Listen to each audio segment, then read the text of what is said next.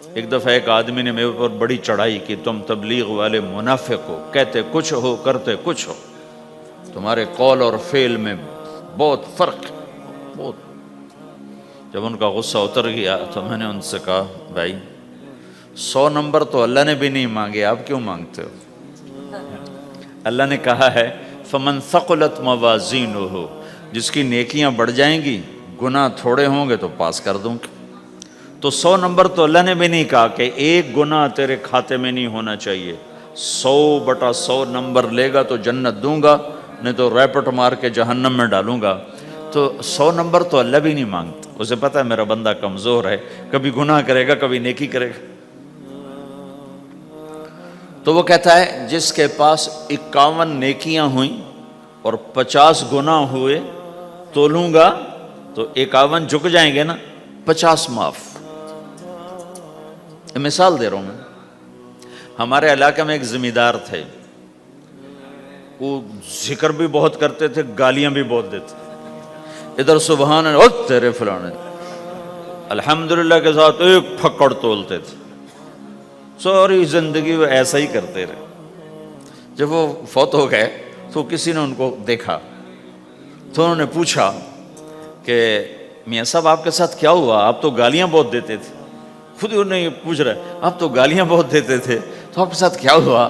کہ اللہ تعالیٰ نے میرے ذکر اور میری گالیوں کو تولا تو میرا ذکر بڑھ گیا تو میری بخشش ہو گئی۔ اللہ نے بھی کاؤنٹنگ رکھی ہے، پرفیکشن مانگی ہی نہیں۔ اگر اللہ پرفیکشن مانگتا تو پھر آپ کہتے تم کرتے کچھ ہو کہتے کچھ ہو۔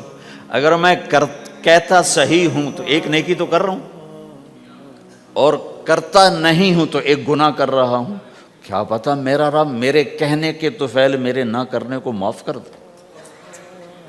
بس ایک صورت میں ہے کام خطرناک کہ اگر میں اس کہنے سننے کو اپنی دنیا بنانے کا ذریعہ بنا لوں پھر خطرناک ہے۔ أَتَأْمُرُونَ النَّاسَ بِالْبِرِّ وَتَنْسَوْنَ أَنفُسَكُمْ وَأَنْتُمْ تُتْلُونَ الْكِتَابَ، وہ یہ آیت ہے۔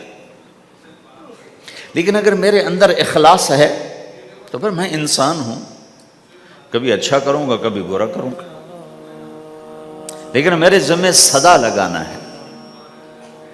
تو بھائیو اس تبلیغ کے کام کو کرتے رہنا، اس سے ایمان بنتا ہے، ایمان سے دین وجود میں آتا ہے۔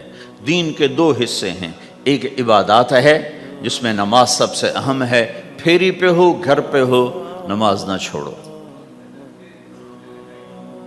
رمضان کے روزے ہیں، اللہ پھر رزق زیادہ دے دے، حج کرو، زکوٰۃ دو، لیکن عبادات بڑی محدود ہیں اور اس میں کثرت اللہ نے مطالبہ بھی نہیں کیا، بلکہ اللہ تعالیٰ نے اس میں اعتدال ہی کو پسند فرمایا ہے۔ اللہ تعالیٰ نے ہمارے نبی لمبی لمبی نمازیں پڑھتے تھے تو اللہ تعالیٰ نے روک دیا کہ ما انزلنا علیک القرآن لتشقی، میرے نبی میں نے تمہیں قرآن اس لیے نہیں دیا کہ تو لمبی لمبی نمازیں پڑھ کے تھکتا رہے، درمیان نہ چل۔ اللہ کے نبی نے تبلیغ میں زیادہ زور دکھایا تو اللہ نے اس پر بھی کہا فلا تذهب نفسك علیہم حسرات، اتنا غم نہ کیا کر کے تو خود ہی ہلاک ہو جائے، نہیں ایسا نہ کر۔ تو عبادات محدود ہیں اور اس میں اعتدال مطلوب ہے۔ سارا دن مصلی پہ بیٹھنا یہ اللہ نہیں دیکھنا چاہتا، اللہ یہ دیکھنا چاہتا ہے کہ تو باہر جا تاکہ میں دیکھوں کہ اب تو کیا کرتا ہے۔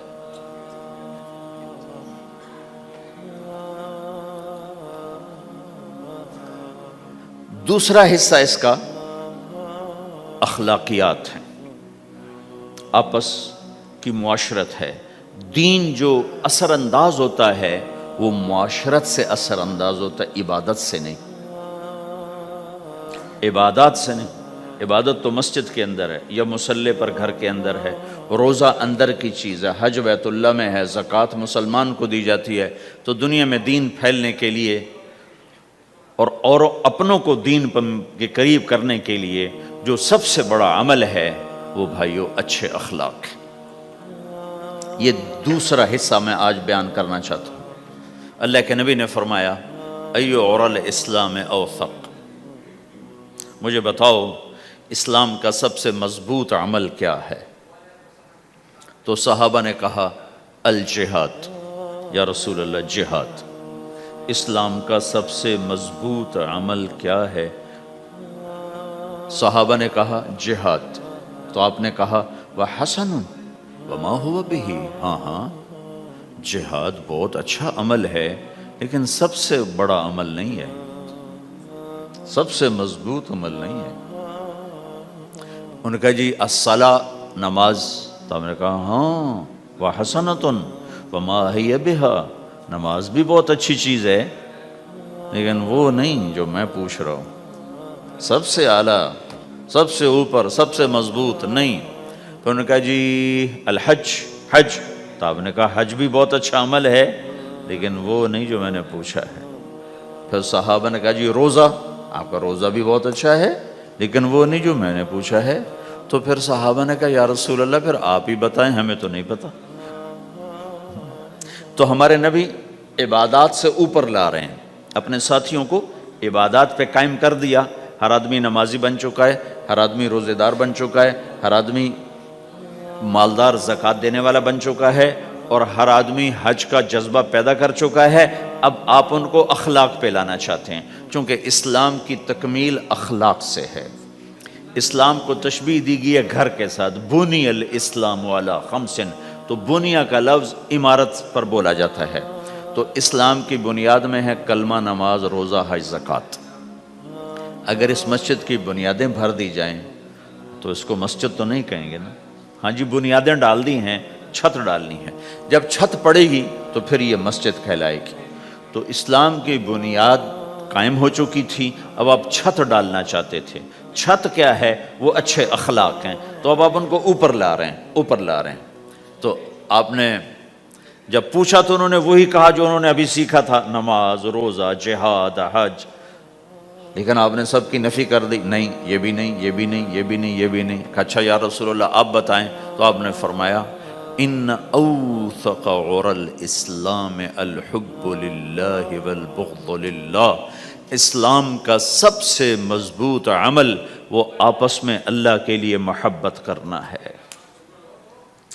اسلام کا سب سے مضبوط عمل وہ آپس میں اللہ کے لیے محبت کرنا ہے۔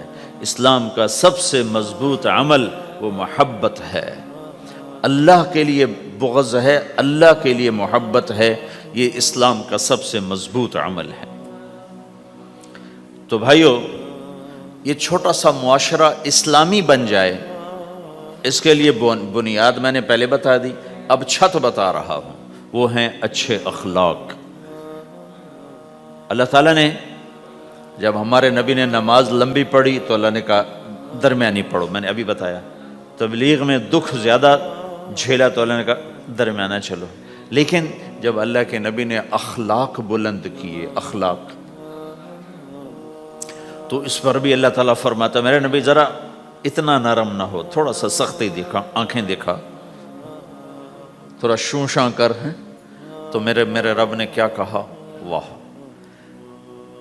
میرے رب نے آپ کے اخلاق کی جیسی تعریف کی ہے، آپ کے کسی عمل کی ایسی تعریف نہیں کی۔ نماز کو کہا معتدل، اعتدال، دعوت کو کہا اعتدال، اور اخلاق کو کیا کہا؟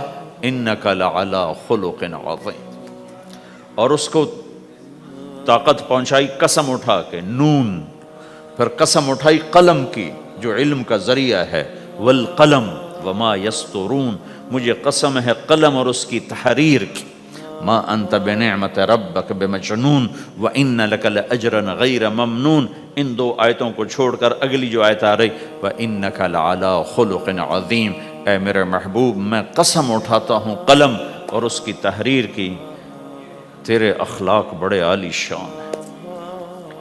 یہ نہیں کہا تیرے اخلاق بڑے عالی ہیں، انک لعلی، علا، علا کا یہاں بہت عظیم الشان کردار ہے۔ علا یہ بتا رہا ہے کہ اے میرے نبی جتنے اخلاق تصور کیے جا سکتے ہیں وہ سب تیرے تابع ہو چکے ہیں، اور تو ان پہ سوار ہو چکا ہے، تو ان پہ چھا چکا ہے۔ علا چھا جانے کے لیے ہوتا ہے کہ تمام اخلاق تیرے غلام ہو چکے ہیں۔ ایک دفعہ آپ نے فرمایا اچھے اخلاق 360 قسم ہیں، 360 قسم، 360 صفات کا مجموعہ اچھے اخلاق. کوئی ایک صفت کسی کو مل گئی تو جنت میں چلا جائے گا. تو ابو بکر رضی اللہ عنہ سامنے بیٹھے تھے, کہنے لگے یا رسول اللہ افی منہا شیء, ان 360 میں کوئی میرے اندر بھی کچھ ہے؟ تو آپ نے کہا تیرے اندر سارے کا سارا, کوئی کمی کوئی نہیں, پورے. یہ آپ نے اور کسی کو نہیں کہا, صرف آپ نے یہ ابو بکر سے فرمایا کہ ابو بکر تیرے اندر پورے اخلاق 360. تو بھائیو, آپس کی محبت اور اچھے اخلاق یہ اسلام کا سب سے چوٹی کا سبق, سب سے اعلیٰ درجے کا سبق.